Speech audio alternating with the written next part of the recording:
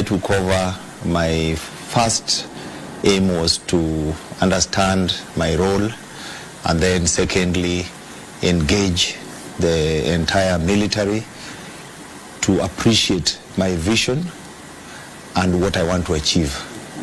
So in the last 100 days, I've been able to elaborate on my vision, which I've crystallized, with a phrase of one force, one mission, to be able to bring everybody together, to understand what our role is, and focused on the one mission we have of defending the sovereignty of the Republic of Kenya. I have also, in the last 100 days, been able to appreciate the entire force, be able to visit the locations where we are deployed, both internally and externally, and I more or less have an understanding of the entire force, and also been able to articulate where I want to take the force to be an effective military in performing its mission. In terms of enhancing Kenya's territorial integrity, what would you say is what KDF has been able to achieve towards that front, because that's part of your mandate? Without going into much details, Kenya is secure along its borders because of us in KDF. We will be judged by the effectiveness of how we perform our duty. And currently, by and large, other than some minor incursions which are reported here and there, we are secure. And even those incursions, they are not just happening, we are dealing with them. Let's go back to your phrase, the one force, one mission. There's so much going into, militaries around the world. There's so much going into the modernization of the military to deal with emerging challenges. You can probably take us through what KDF is doing, of course, in line with your mission of one mission, one force, one mission.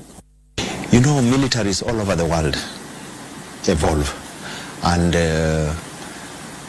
threats to national security change every day. So we must keep on evolving, equipping ourselves to be able to mitigate any emerging threats. So if you hear of military modernization, it's not just a time to go and buy more weapons. We evaluate the threats, the possible threats that are there, and how to mitigate them. And when we realize that some of the equipment or strategies that we have had have some gaps, then we modernize to close these gaps so that we are always capable of defending the Republic. Let's talk about the upcoming recruitment of the officers of KDF, because that always attracts a lot of attention from Kenyans whenever that time comes. First of all, start by explaining to us why the recruitment is annual. The military has a role, and to be able to perform this role, you require resources. The first and most critical resource is the human being. You need people, you need equipment, you need all kinds of resources. Now, we have a certain level of force, but as you know,